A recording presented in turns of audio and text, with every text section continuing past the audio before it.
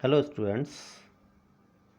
आज हमारा जो टॉपिक है यूनिट 4 का वो एस्टॉपिल है, विबंधन। विबंधन एस्टॉपिल। तो एस्टॉपिल जो है इंडियन एविडेंस एक्ट के सेक्शन 115 में इसको डिफाइन कर रखा है। विबंधन का मतलब हम जनरल वर्ड्स देख लेते हैं। इसका मतलब होता है जब कोई पर्सन्स किसी अदर पर्सन से कोई भी प्रॉमिस करता है, जब एक व्यक्ति दूसरे व्यक्ति से कोई प्रॉमिस करता है और उसके बिहाफ पे कोई अदर पर्सन कोई एक्ट कर लेता है, कोई कार्य कर लेता है, तब ऐसी कंडीशन में कि दूसरा पर्सन अपने प्रॉमिस से डिनाई नहीं कर सकता, उस एक्ट से जो उसने प्रॉमिस किया उससे वो मना नहीं कर सकता। तो इसी को ही विबंधन कहा गया है। तो हम इसकी डिफिनेशन देख लेते हैं हम जनरल वे में। तो when one person has by his declaration,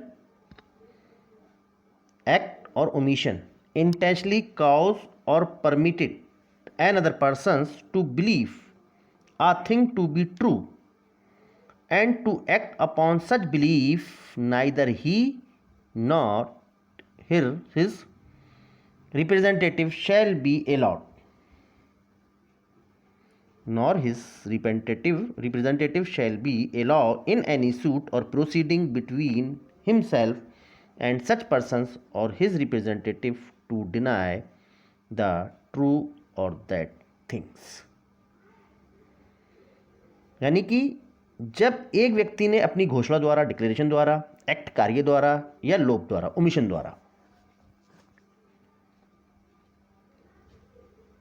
अन्य व्यक्ति को, किसी अदर पर्सन्स को कि विश्वास कराया है, ये बिलीव कराया है या करने दिया है कि कोई बात सत्य है, इट इज़ बी ट्रू, कि सत्य है, और ऐसे विश्वास पर कार्य कराया है और उस व्यक्ति ने उस बात पर विश्वास कर कोई कार्य कराया है या करने दिया है, उसने कोई कार्य किया है, तब ना तो उसे और ना ही उसका रिप्रेजेंटेटिव यानी कि उसके प्रतिनिधि को अपने और ऐसे व्यक्ति के या उसके प्रतिनिधि के बीच किसी वाद या कार्रवाई में उस बात की सत्यता के बारे में कहने नहीं दिया जाएगा।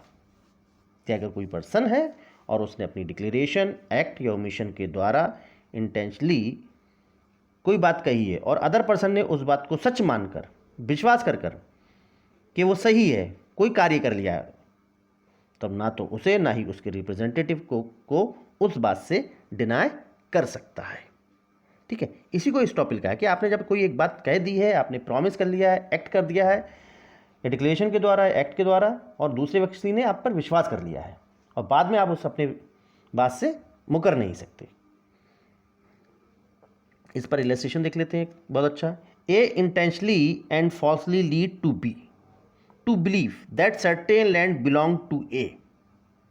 क्या कर रहा है? आशापूर्वक और झूठ बोलकर, मिथ्या रूप से, ठीक है, मिसलीड कर रहा है झूठ बोलकर कि खा को क्या विश्वास दिलाता है, बिलीव कराता है कि a land there in us that certain land belongs to A and thereby induce B to buy and pay for it। कि जो भूमि है वो किसकी है? ए की है, और इस प्रकार जो बी है वो उसको किराया कर ले और उसका मूल चुका है। इस बात के लिए इसको इंट्रोड्यूस कर रहा है कि जो लैंड है वो मेरी है और बी उस लैंड को परचेज कर ले और उसका पेमेंट मुझे दे दे। The land afterwards becomes the property of A. बाद में वो भूमि किसकी होती है? ए की हो जाती है। और S and seeks to set aside the sale on the ground that the timing of sale he had not title.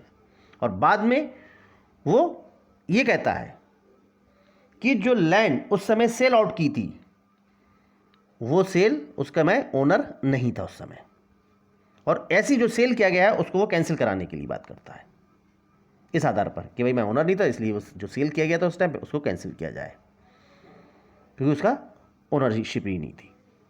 तो he must not be allowed to prove his want to titles. उसको इस बात का proof करने नहीं दिया जाएगा, उसको साबित नहीं करने दिया जाएगा इस बात को कि लैंड अब मेरी है, उस टाइम मेरी लैंड नहीं थी। ठीक है, तो यहाँ पर एस्टॉपिल माना जाएगा।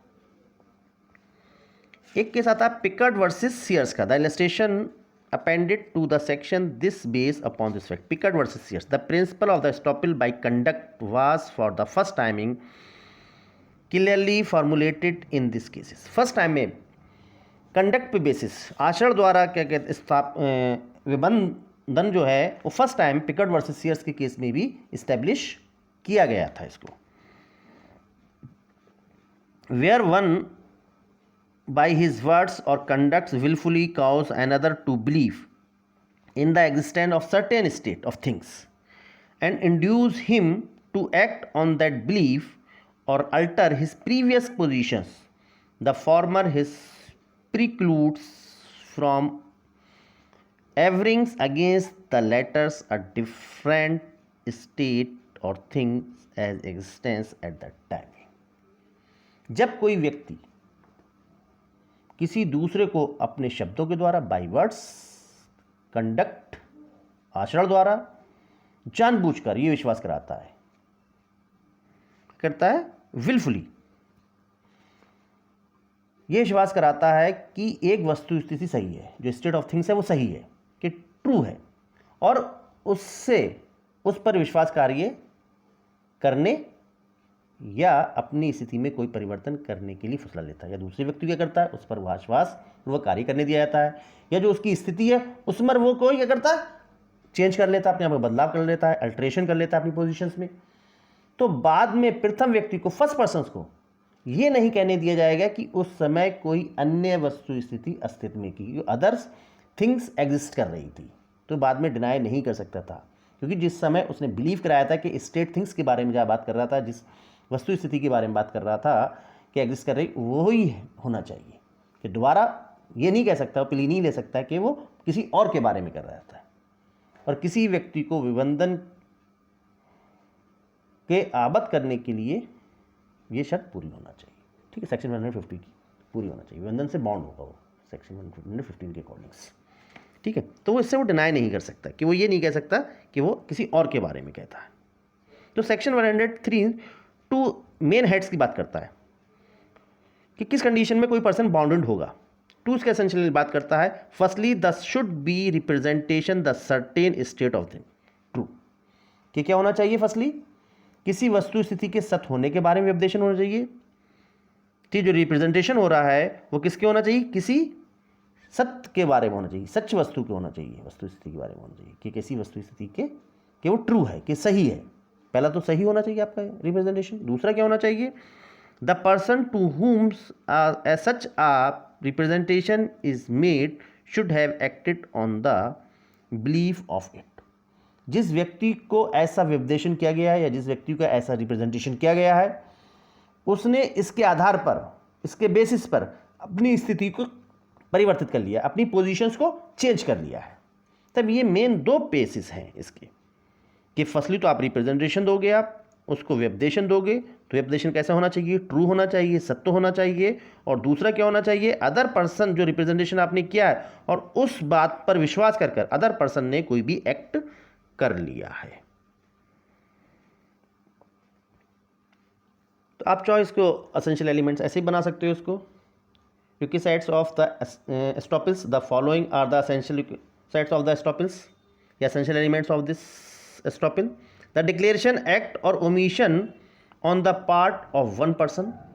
भाई जो डिक्लेरेशन आ रहा है, जो एक्ट हो रहा है, जो ओमिशन हो रहा है, वो एक व्यक्ति के द्वारा होना चाहिए।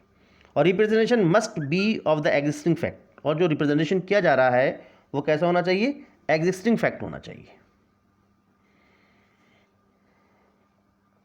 ठीक है, उस फैक्ट का अस्तित्व होना चाहिए। If the representation relates to the promise to the fulfil in future, अगर कोई ऐसा प्रॉमिस किया गया है, जो रिप्रेजेंटेशन किया गया है, उसको फुलफिल कब किया जाएगा, इन फ्यूचर में किया जाएगा, तो it can not be binding on the promisor as estoppel. तो एस्टॉपल की तरह प्रॉमिसर पर बाइंडिंग नहीं होगा, बाध्यकारी नहीं होगा, क्योंकि जिस चीज़ का आपने रिप्रेजेंटेशन किया जा रहा है, जिस फैक्ट वो उस समय एग्जिस्ट करना चाहिए, वो सारी कंडीशन उसी टाइम में फुलफिल होना चाहिए और वो उस समय प्रेजेंट होना चाहिए। अगर इन फ्यूचर की बात करते हो तब ऐसी कंडीशन में प्रॉमिसर उसके लिए बाउंड नहीं होगा। In steel authority of India limited versus union of India का केस देख लेते हैं, AIR 2006 का है। एक एम्प्लॉइज था, वो एक फैक्ट्रीज में एज ए कॉन्ट्रैक्टर वर्किंग कर रहा था और उसने अपने आप को इंट्रोड्यूस किया, रिप्रेजेंट किया, वो एज ए कॉन्ट्रैक्टर वर्किंग कर रहा है। और बाद में उसने एक मैटर में ये प्लीडिंग किया कि उसने वो एज ए प्रिंसिपल एम्प्लॉयर की तरह वर्क कर रहा है, वहाँ पर मुख्य नियोजक के रूप में कार्य कर रहा है। तब ऐसी कंडीशंस में जो बात के जो स्टेटमेंट्स थे उसको उन्होंने एक्सेप्ट नहीं किया, और जो उसके पीरियड के स्टेटमेंट थे एज ए कॉन्ट्रैक्टर वर्क कर रहा था, उसी को ही कोर्ट ने बाइंडिंग माना और ये इसी के बेसिस पे एस्टॉपेल माना। तो जिसके जो पहले वर्ड्स होते हैं उसी पे बेसिस होते हैं, दूसरे वो उनको चेंज नहीं कर सकता, बाद में उससे वो मुकर नहीं सकता। तो the should be second point है, this should be with an intention to cause another person to believe thing to be true. और जो पर्सन है उसका इंटेंशन है अदर पर्सन के लिए क्या करे कि वो उसको सत्य माने, कि दूसरा पर्सन है कि वो उसको सच माने, कि जो कह रहा रिप्रेजेंटेशन किया जा रहा है वो सही है कि दूसरे पर्सन के लिए, और that such person other person act upon that believe, और उसके विश्वास पर अदर पर्सन को क्या करना चाहिए, कोई भी एक्ट करना चाहिए।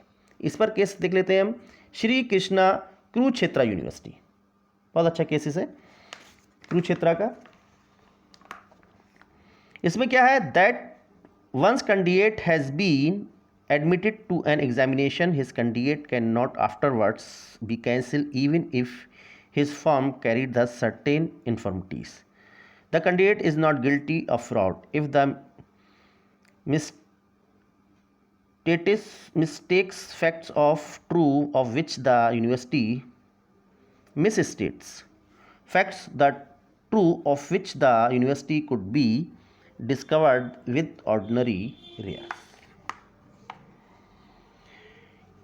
कि एक पर्सन जो था, कोर्ट ने इसमें कहा था कि जो व्यक्ति था, इसमें स्टूडेंट्स था एक, उसको परीक्षा में बैठने से, एग्जाम में बैठने से मना कर दिया लॉ के, क्योंकि उसकी परीक्षा को इस फॉर्म की वजह से कि कैंसिल किया गया, बैठने से मना कर दिया क्योंकि उसके फॉर्म में कुछ गलतियां थी और पर्सन ने क्या किया था, फ्रॉड किया, उसके ऊपर ये एलिगेशंस लगाया था। तो कोर्ट ने कहा यहाँ पर स्टूडेंट जो था उसने फ्रॉड नहीं किया था, क्योंकि जो भी उसने एंट्रीज भरी थी उसने इंटेंशनली नहीं भरी थी, और जिसके बारे में यूनिवर्सिटी इजीली नोन कर सकती, जान सकती थी, और जबकि यूनिवर्सिटी ने ऐसा नहीं किया, और यहाँ पर स्टूडेंट्स का कोई अपना फॉल्ट नहीं है, तो इसलिए क्या कहते हैं, उस स्टूडेंट को उसके एग्ज़ाम में बैठने से नहीं रोका जा सकता, क्योंकि यहाँ पर मिस्टेक्स स्टूडेंट्स की है, और क्या कहते हैं, स्टूडेंट ने कोई भी फ्रॉड नहीं किया था, इसलिए स्टूडेंट्स के अगेंस्ट में कोई भी एस्टॉपेल एप्लीकेबल नहीं होगा। काइंड्स ऑफ एस्टॉपेल्स देख लेते हैं, एस्टॉपेल के प्रकार। एस्टॉपेल बाय डीड, फर्स्टली है हमारा एस्टॉपेल बाय डीड, अभिलेख द्वारा एस्टॉपेल। देखिए, doctrine of the res judicata is an example of the estoppel by the records.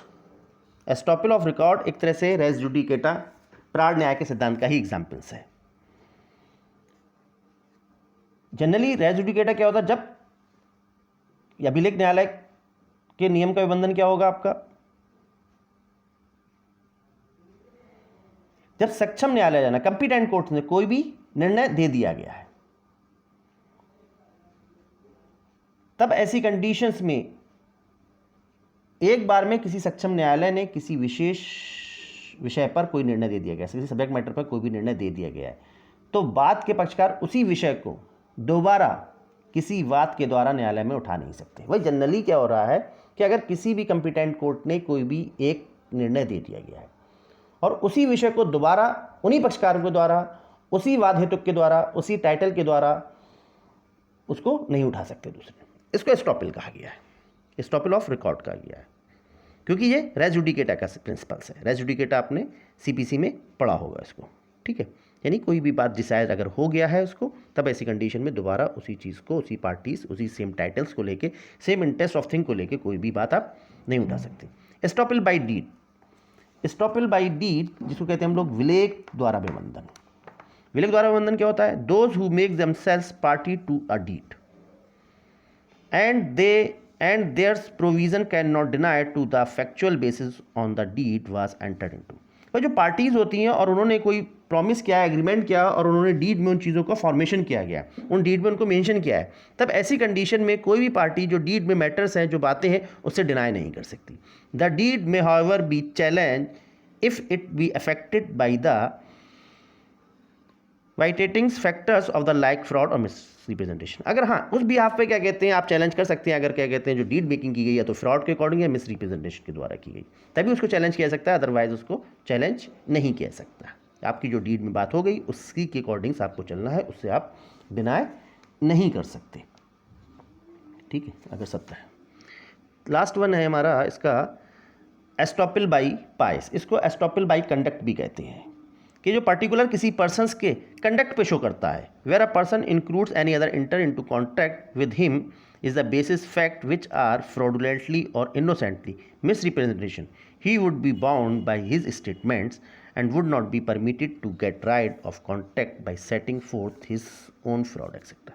भाई जनरली किसी पर्सन्स ने कोई कॉन्टैक्ट किया है और उसको विश्वास कराया है और उसके बिहाफ पर उस पर्सन ने कोई भी वस्तु स्थिति के आधार पर अपने आप को चेंज कर लिया है या कोई एक्ट करने दिया गया है, तब ऐसी कंडीशन में उसको ये नहीं कहने दिया जाएगा कि वो इससे इनकार कर रहा है, कि वो ये कुछ और के बारे में कह रहा था। तो एस्टॉपल बाई ये सेक्शन 115 पे ही एप्लीकेबल होता है। जो 115 की डिफिनेशंस है उसी की बात करता है कि अगर किसी पर्सन ने कोई रिप्रेजेंटेशन किया है और उसके बिहाफ पर या किसी एक्ट्स के जरिए या उसके डिक्लेरेशन से किसी अदर पर्सन ने कोई भी एक्ट कर लिया गया है या अपनी पोजीशन को चेंज कर लिया गया है या अल्टर कर लिया है इसको, तब ऐसी कंडीशंस में वो इस बात से डिनाई नहीं करेगा, ये ट्रू नहीं है। ठीक है, ये conduct by estoppel by conducts, ये पिकट वर्सेस सीएसए केस जो था सेम वही की चीज़ है ये। ठीक है, इसके एक्सेप्शन क्या है कि जहाँ कहाँ पर एस्टॉपल एप्लीकेबल्स नहीं होता, अपवाद कि किन कंडीशंस में कि एस्टॉपल का रूल एप्लीकेबल नहीं होता। नॉट एस्टॉपल अगेंस्ट लॉ और इंस्टीट्यूट्स, भाई इंस्टीट्यूट्स और लॉ के विरुद्ध नहीं प्राप्त होता है। विधियां हैं, विधियों के अगेंस्ट भी एस्टॉपल्स नहीं होता है, क्योंकि विधियां तो चेंज होती रहती हैं, तब ऐसी कंडीशन में उसके अगेंस्ट में नहीं होगा, ना ही इंस्टीट्यूट के अगेंस्ट में कोई भी एस्टॉपल माना जाएगा।